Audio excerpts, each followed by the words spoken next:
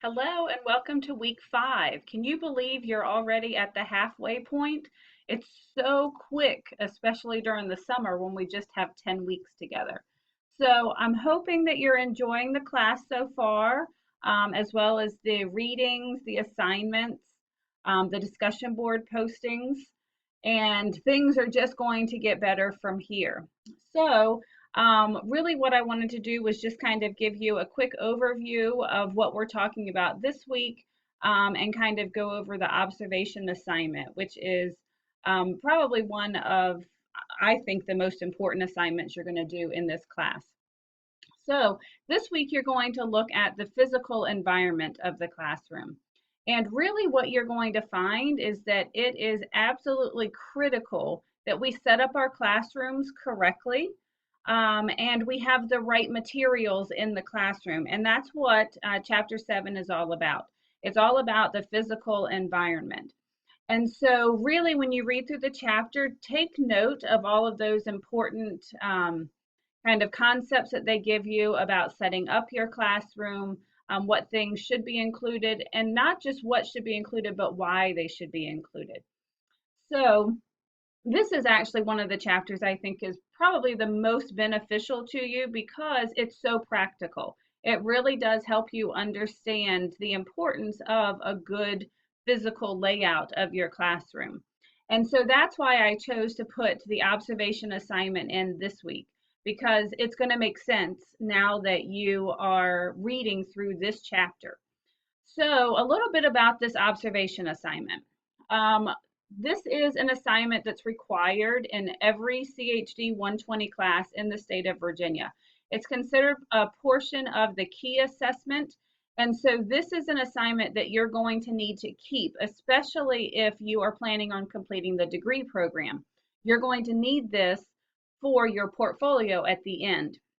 This is the first of 3 assignments that are actually going to make up the key assessment. So the observation is something that's really going to be important. So a few things you need to know. One, it's going to take you about 2 hours to complete it. So you need to make sure that you are allotting enough time to be able to get this done. So ideally, we would like for you to observe in either a star rated or a NACE accredited center. And although I cannot force you to do that, I am going to award 5 extra credit points if you do go to a star rated or a NACE accredited center. So let me show you a few resources that I have for you. When you go into course information in our course, you're going to see a folder that is called CHD documents. And when you click on this folder, there's going to be just about anything that you would need for any class you take in the CHD program. But the 2 that are going to be most beneficial to you in this class are going to be the Star Rated Center PDF and the NACE accredited schools. This PDF is going to show you every center in the state of Virginia that volunteered to be rated. This is actually an older program. They've now changed it to a quality improvement program. But the star ratings system was actually implemented in order to help parents be able to distinguish high quality centers. As you know, there are daycares and preschools on every street corner. And so for parents who don't have any kind of background information in early childhood education, it can be very overwhelming. So this program was set up so that a center could choose to be rated. They're not forced to, but they can choose to be rated. And when the rater comes in, they are looking at things like the physical layout of the classroom, just like what you're talking about this week. The different centers that are in the classroom, the materials that they have in the center, the schedule that they have, how they set up their cots for nap time, if children are washing their hands correctly at the times that they're supposed to, which would be when they enter the classroom, before they eat, whenever they have obviously touched any bodily fluid, when they have been playing with paint or sand or water. All of those things are looked at when a center is rated. The other thing that they are looking at are the interactions between the teachers and the children, between the children and the children.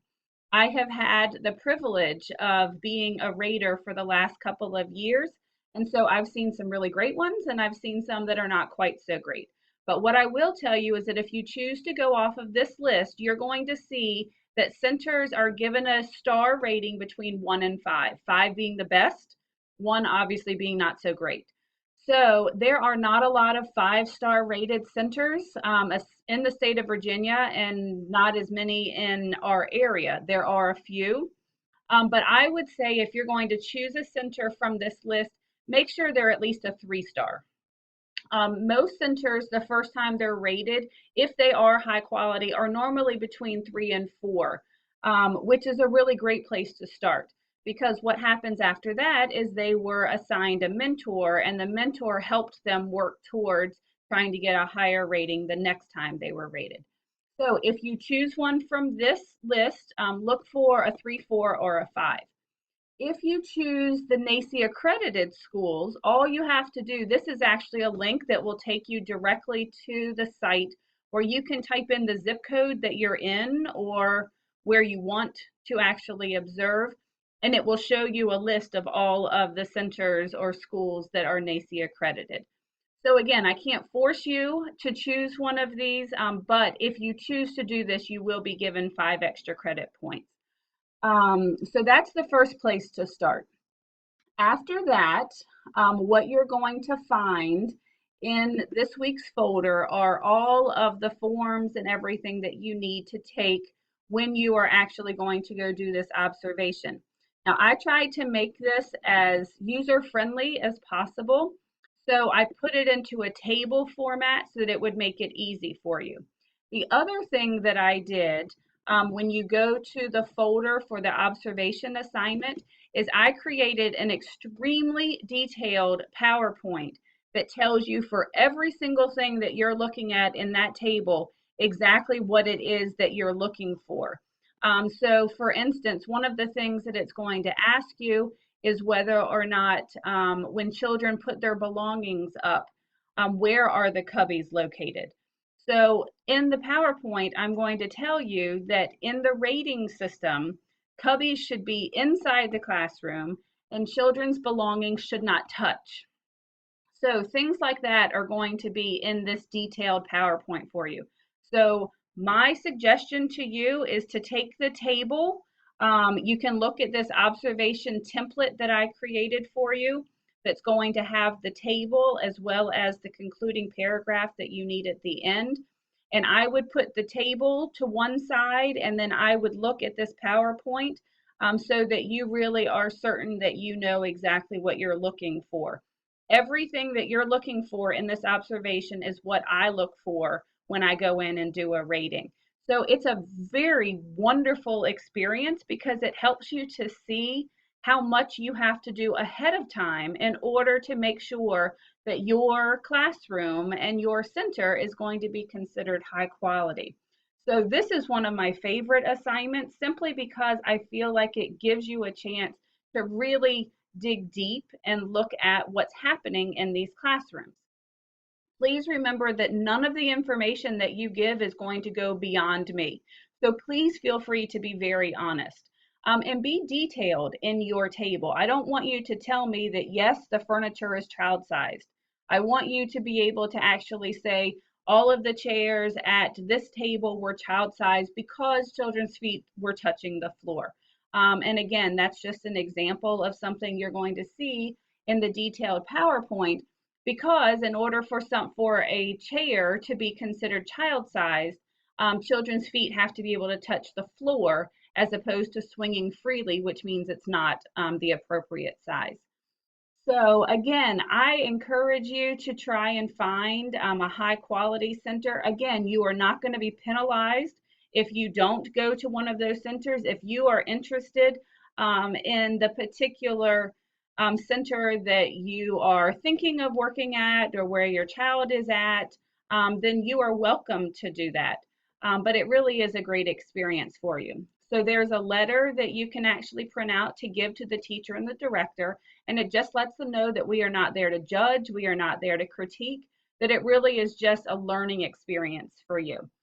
So everything that you need for the observation is in this folder. It's also in the assignments link, so that way you can find it wherever you need to. So a couple of other things. For this week, you do have a discussion board that has to do with the physical environment, but you do not have to respond to any of your classmates because you have other assignments going on. And this observation is obviously going to be a little bit more time consuming. I did not want to make you have to spend time actually responding to each other. You are welcome to, but as long as you post your response, then you'll get full credit for your participation for this week. The other thing I wanted to remind you about is this tasks button.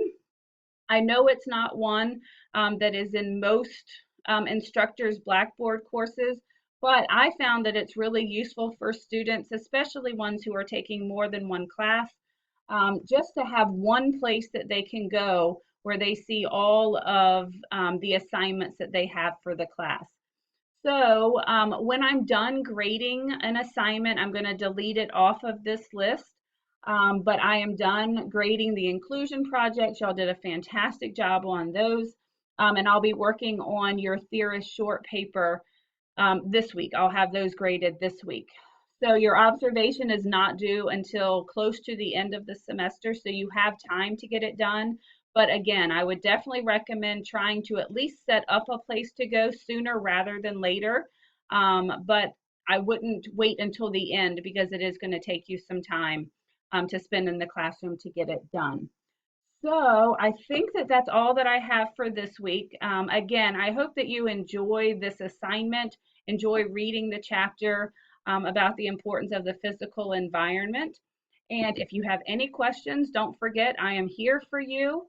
Just send me a quick email and I'll get back to you very, very quickly. And have a great week, and I'll see you next week.